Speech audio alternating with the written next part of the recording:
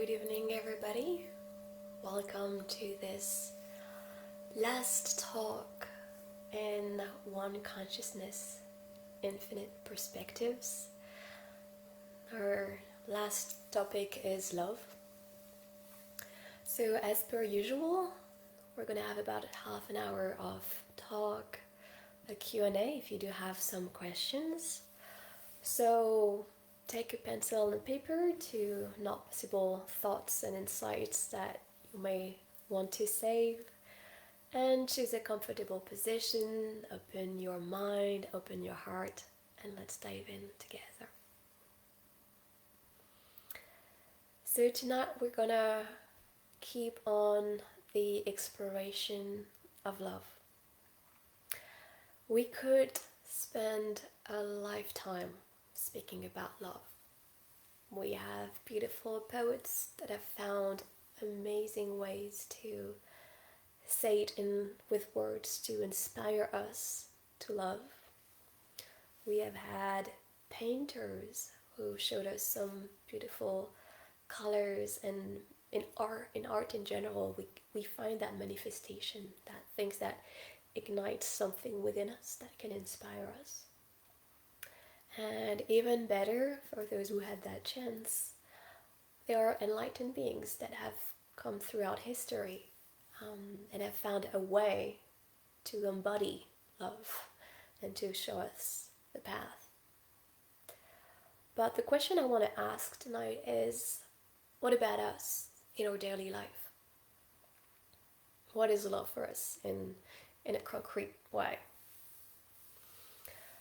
So, as put in definition for these talks about love, we can see that love is a word broadly used to designate many different things at many different levels of liking.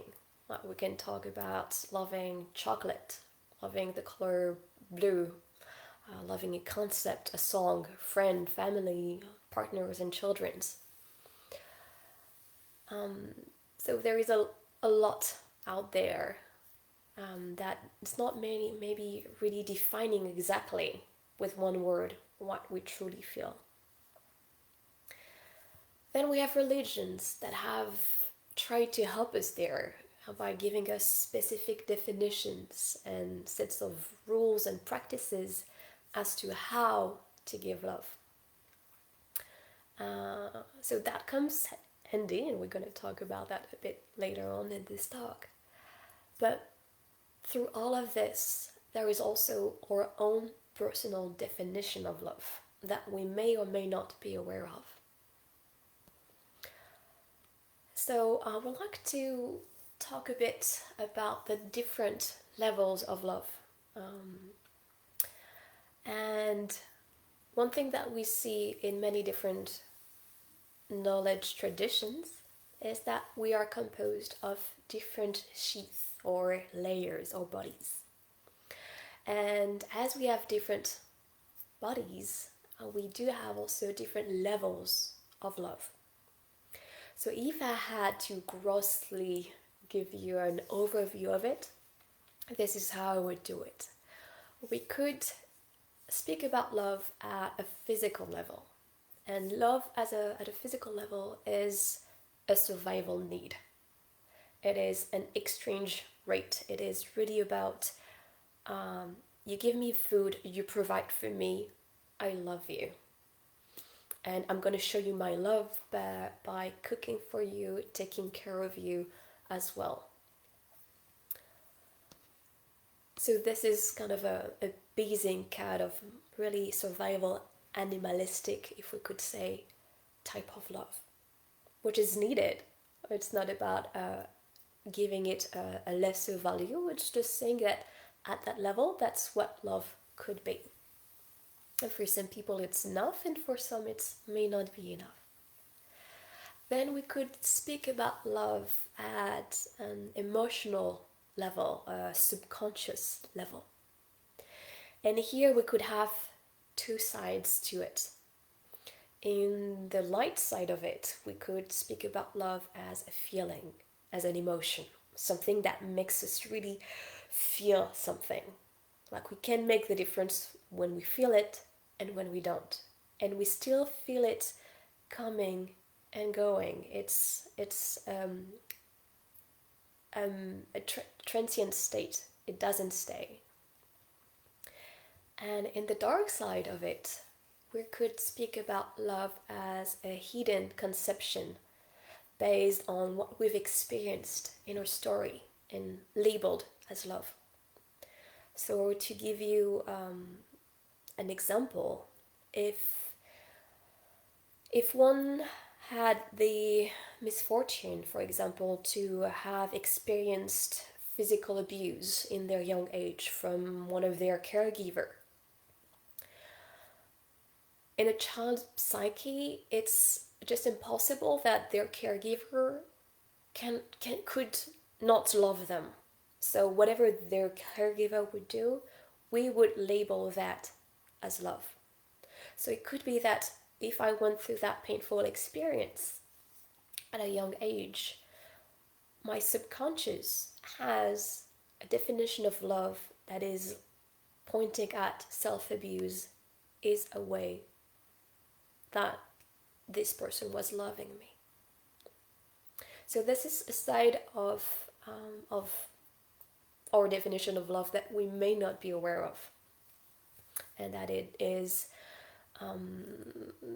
probably useful to get to know, so that we also know where we're at, how we express love, and how we feel that we truly receive it. Then we could also speak about love at a psychological level, or mental or conscious level. So this is what we are aware with our thoughts. So here we could speak about love as a concept, a definition that we agree with, and that may diverge from the subconscious definition that we have. So to get back to our example, it could be that at a conscious level, and when I speak to my friend, I speak about love as being shared values and based on equality, like equal importance for between me and my partner, for example, and my partner taking care of me and being soft and gentle with me, and I would give the same. And this is what I consciously really understand as being love and what I want to give and attract. And then if I do have that subconscious different definition that love was when my caregiver was abusing me in one way or another, I may end up going to my friends and complain that I don't understand, I'm always attracting the same type of partner. And I think they're sweet at first, but then they always end up not giving me what I want, and maybe I'm experiencing some type of abuses again. So this is where we can see that love is not just something that we have in the mind, it is also based on many different factors. And when we speak about love at these different levels, physical, emotional, subconscious, or psychological, mental, conscious levels, we're speaking about love as a doing. So we're really in the realm of human, at the human level. So that this is where love is an action, a feeling, something that doesn't stay, that is transient, and that is not unconditional. We're in the realm of conditions, where love can be something that we give and receive. Whereas when we speak about love in spiritual terms, most of the time we're referring to love as at a godly level, if I may say. So it's a level where love is not doing anymore, but a state of being. So this is where we can speak about unconditional love. which is our true nature, and which is God. All these terms are equal. So here, love is an endless giving without any need to receive. It is the expression of universal consciousness, which is why it is actually seated in the area of the physical heart, in the center of the chest, which is, as is defined by many, many different traditions, as the seat of the soul, the doorway to oneness. The mother of the Sri Aurobindo ashram, Mira Alfasa, rightfully spoke about 4 stages of human love in which we grow and evolve. And you're gonna see there is a parallel with the different levels I just mentioned. She says that at first, one loves only when one is loved. One loves only when one is loved. Which means that at first, if you love me first, then I will love you back. So it is kind of what we could link with this idea of love as a survival level. Like if it feels safe, if you give me love, then I may trust you. And this is a part where we're still using discernment, where we first need to be sure that we're not going to be hurt somehow to be able to trust and lean into the heart that has opened for us. Then she speaks and she says that the next one loves spontaneously, but one wants to be loved in return. So here it is me deciding that I want to love you, and maybe I'm making the first step, but I still want you to love me back. So this could be still this kind of emotional level where I feel that we need a common ground, we need some type of equality in the exchange to feel safe, to feel that there is a balance and that I receive as much as I give. Then further on, one loves even if one is not loved, but one still wants one's love to be accepted.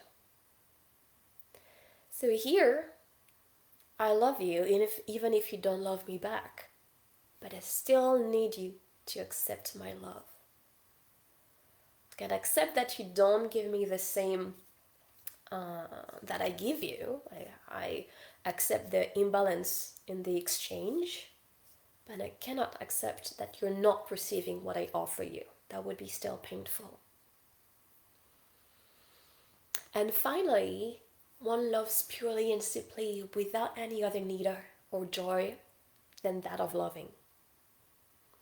And this is what we could link to this godly level of love, to this unconditional love at the spiritual level, where we are into the selfless giving. We don't have any needs. We're just beaming the love of life that is everywhere, and it's going through us, and we just let it do what it does. And there is a beautiful quote that puts it also in poetic words that says that the people of love are loved through their love. Which means that just the fact that we are able to love, and that we do, points back to the fact that only love can love. So love is our true nature. So we are already complete in love. And there is nothing that we could need from the outside. So why am I speaking about all these different things? It is to make sure that we are not going on with misconceptions of love, because as we said, it's one title with many different scenarios possible under it. and that we know where we're at.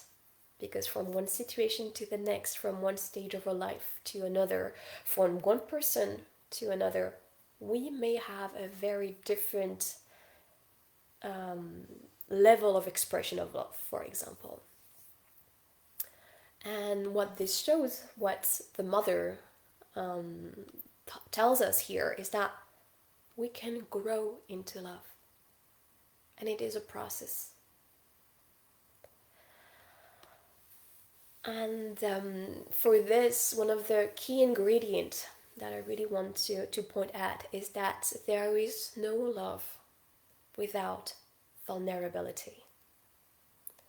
We can never be sure we're gonna get back what we give, and we cannot give from a place of control. We can only love someone as much as we do love ourselves as well. And this is our only limitation to love, actually.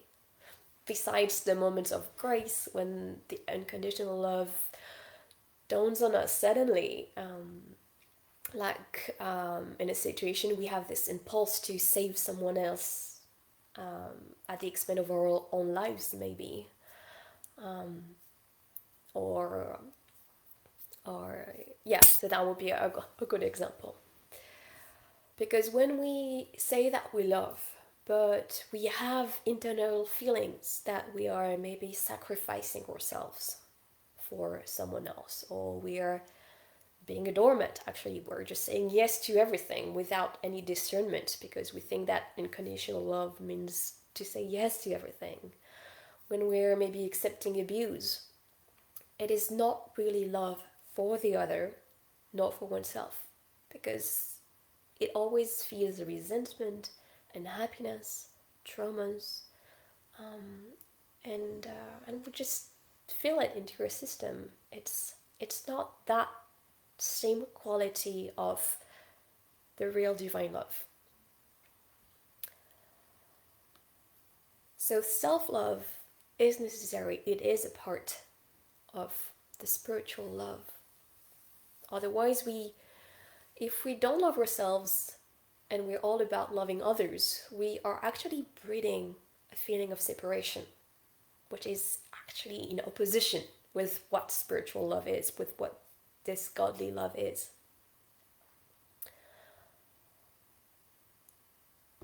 And if we're giving what we truly need and want to receive, this is not selfless, and it just points to a lack of complete self-love.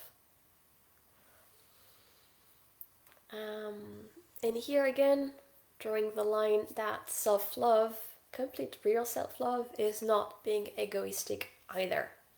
Self-love is acting from the place of deepest insight and love, governed by universal consciousness or higher self or divine love, however you like to call it. But you feel it. It has a totally different quality to it, and it doesn't feel like we're missing something or that it's taken something from us to act from this place. And so once again, real unconditional love is not an emotion. It doesn't have to feel good. It doesn't have to be happy and joyous. Unconditional love is a state of being. So when we feel love as an emotion, something that comes and goes, we're still 1 foot into the human level of love. And it's not bad. It's just good to know where we're at so that we can take care of ourselves accordingly. So the good news is that we can grow into love. And besides moments of grace, it is a process. And this is why there are so many traditions, so many beautiful traditions all over the world that are giving us spiritual practices. Because spiritual practices are designed to align and connect all these parts of ourselves and attune them to the highest resonance possible, which is love, and have it spread its grace to all levels of our being and also around us. So it is kind of like watering plants. When you do, you water one plant, but this water is nourishing that plant, but also spreading all around it and nourishing the ground around it. So every tradition has its own map on how to grow into love. And I'm not going to go into details about all of them tonight. I'm just going to shortly speak about Hinduism, where we call it yoga there, which is the path of union. So it's kind of the way back into love, into union, one consciousness. And here we have different main paths, but just to give you a little idea of which one you are already on in your own way. We have the path of Karma Yoga, which is the selfless service. So this is where we're having a more focus on outward giving and feeling fed and nourished from giving that love. Once again, the people of love are loved through their love. So that goes always when we speak about a spiritual path. We go from doing back into being. That's the goal. Then we also have Bhakti Yoga, which is the path of devotion and divine love. So here it's about breaking through all individual needs to reach unity with the divine conception of love, of our choice. So by honoring the divine and through devotion, we get back to this sensation that we're worthy of love, we're receiving that love, and then we realize that the divine that we are honoring is actually our real consciousness, the same that is in every living thing. And then we also have Jnana Yoga, which is the path of knowledge. And though it may sound a bit brainy at first, because it's like, oh, but knowledge, is it more about more definitions? No, it is where we know what love is. And when I say know, we can only truly know through direct experience. So we may start from concepts, but once again we go from doing into being. So from this we go into the direct experience of that love. But maybe in the way we have made sure that we shade all the misconceptions that we may have about love. So maybe saying, okay, love is not about physical survival needs. Love is not an emotion. Love is not a misconception for my psyche. Love is not this, not that, not that, not that. And then what is left is the true love, and I can experience it. So yes, love is our true nature, that is for sure. But it expresses itself in our minds and lives in millions different ways. So this is kind of what we speak here, this idea of love is our true nature, it's one consciousness. But in our daily lives, in our true experiences, we have it as an infinite span of perspective. Everybody's going to have a different experience, different conception of what love can be. And here we also have a beautiful, beautiful quote from Rumi, who is a beautiful mystic, who says that your task is not to seek for love, but merely to seek and find all the barriers within yourself that you have built against it. So once again, we come back to the idea that the path is a shedding of all misconceptions, of all inner barriers that we have unconsciously built against to veil our true nature somehow. So Rumi also points out to the idea that we need practices to help us break through our misconceptions and be able to remember that love, true love, is our true nature, and then to be able to experience it, to live it on a daily basis. And here again, I want to make a little difference at how it is for children and adults, because we have it a bit different. As adults, taking time to grow into love is important because we need a progressive way to open up, to tune into that divine love, to then be able to radiate it. Because as adults, through our life experiences, we may have learned to close ourselves and limit the natural flow of love within us through narrow views and understanding of what love is. So, to go back again to our example, if I think that love is abuse, I mean, I don't think it, but I have this subconscious conception that when I'm abused, I'm actually being loved. Of course, there are chances that I may shut down and close myself to love, to actually protect myself from the great suffering that comes along with it. So, too much love, so let's say something that is too intense, that is more than what we feel worthy of, or that is more than what we can, the level that where we can love ourselves. So too much love can be overwhelming and could burn our nervous centers and nervous system. It would be kind of like, if it's too much in one go, it's kind of like putting your fingers into the electricity socket and taking that charge. And though we do have electricity in our body all day, all the time since we're born, that would be too much for our system to be able to take in. So as adults, we need chewable bites, bit by bit, increasing the dose slowly.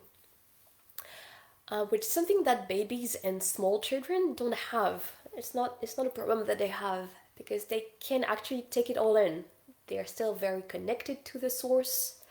They're still having that imprint, and they actually need that imprint in the material world, in the real physical life, from caretakers to be able to survive.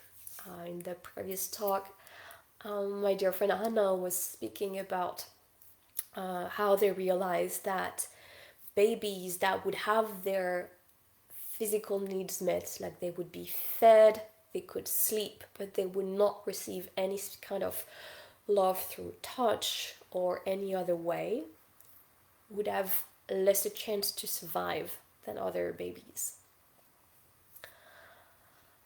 So yes, we can say that love is a true medicine. And if it doesn't work, we can slowly increase the dose, but slowly. So, before concluding this talk, I would like to invite you to a short practice of this self-love medicine. So, I invite you to find a comfortable position, might be lying down, sitting on a chair, on the ground, half reclined, whatever works for you. Close your eyes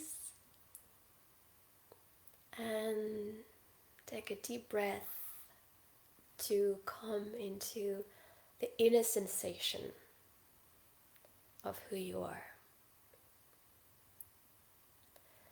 And you can do this even more by breathing into your lower belly, bringing the breath deep down into the lower belly.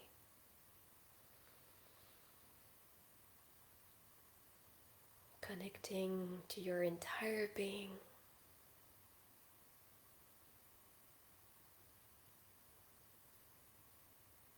to the sensation of liveliness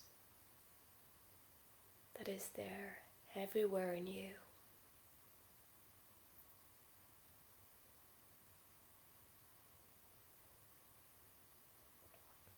And with open awareness, without any judgment, simply observing and feeling what is alive in you right now.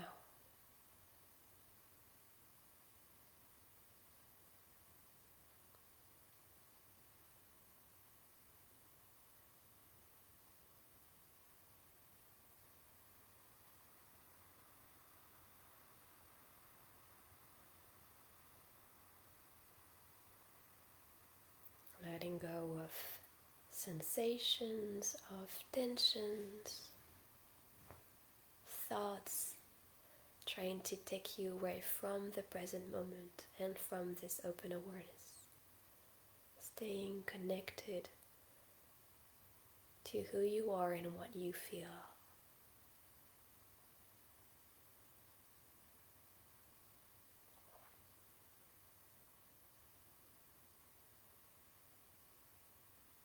And gently, you can bring your attention in the area of the heart center, in the middle of your chest.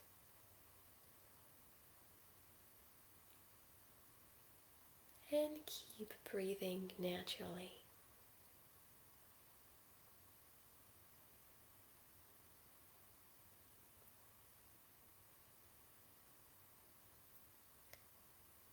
Sensing without judgment what is alive for you in the area of the chest. Maybe a sensation of openness or attention, welcoming it as it is.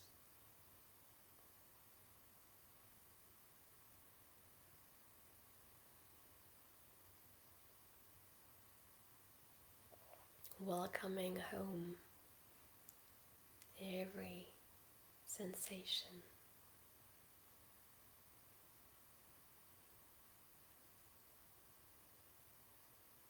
And dropping all ideas and conceptions of love. Just bathe into the feeling of love, being who you fully are right now.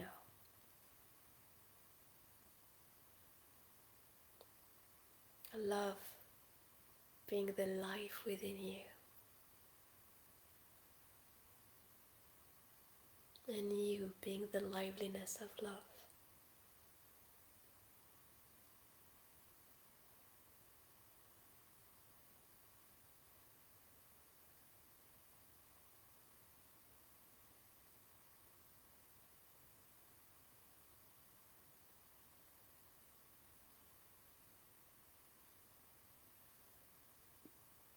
Love being who you are, and you being what love is.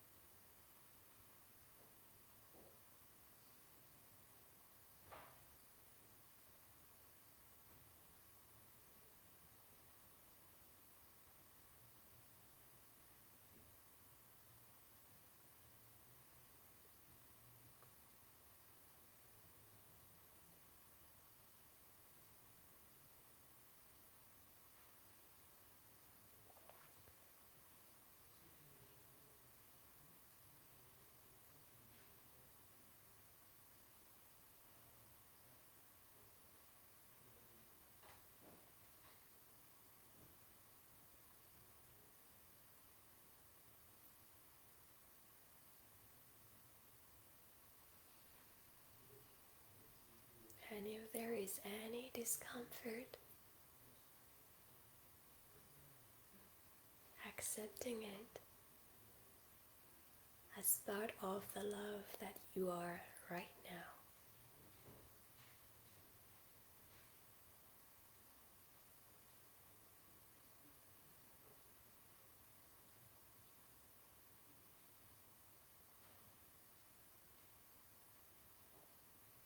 Dropping all separation and embracing it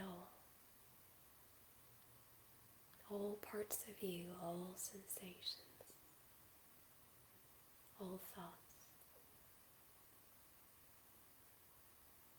breathing into the feeling of love being who you are now.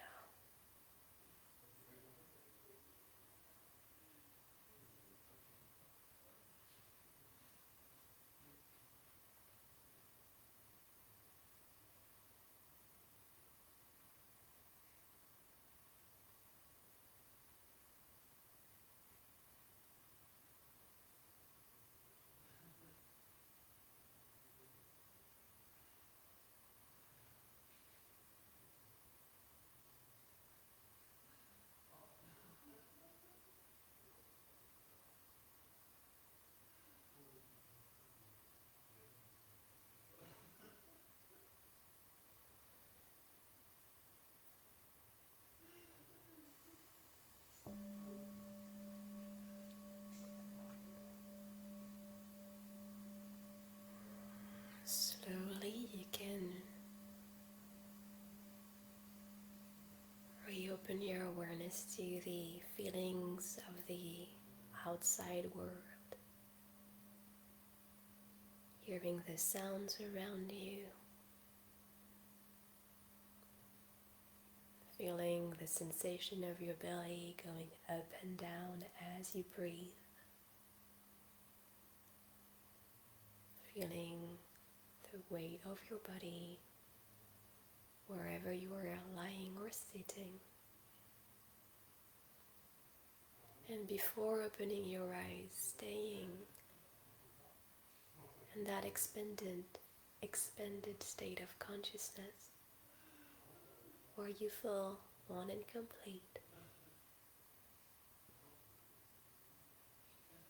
And as you gently open your eyes, you can look at everything that is around you as part of that state of love, that being that you are.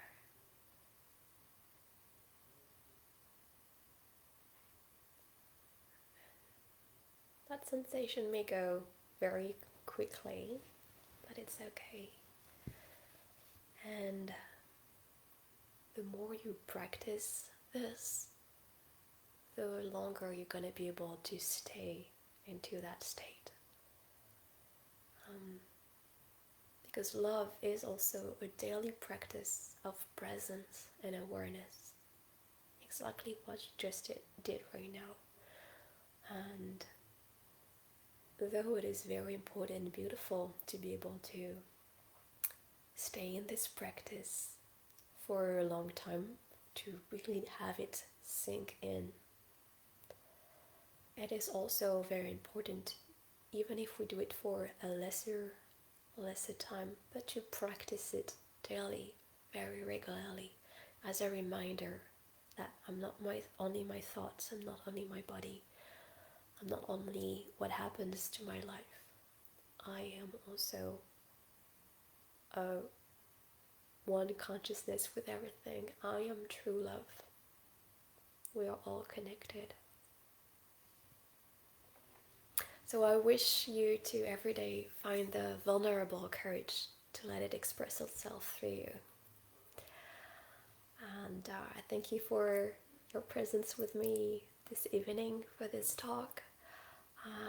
We may have a few more minutes for some questions if you have.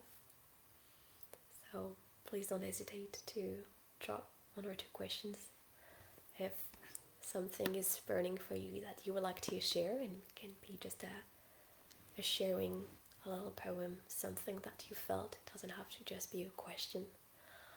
I would very love to also read something that you just wrote right now. So I'm gonna stay in silence for a few minutes, see if anybody has something to say, and if you're complete and you're feeling done, you can just end the watching now. Thank you.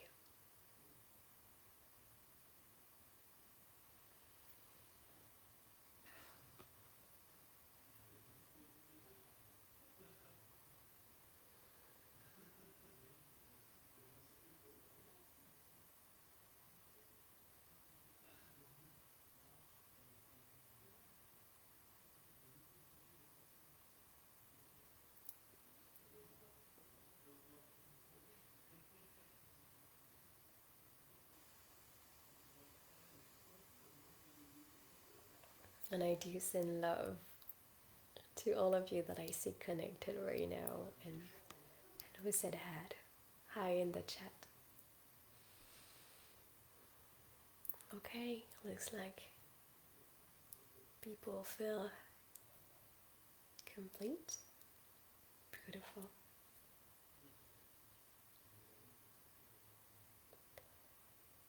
Okay, then unless somebody just writes quickly that they have something to share, then I'm gonna let you all enjoy the rest of your evening. And I'm pretty sure you can always bring something, write something in the comments under the video. I love you all. Thank you all for being present. That warms my heart. I wish you a beautiful evening, and I hope to touch base with all of you in the physical realm soon. Bye.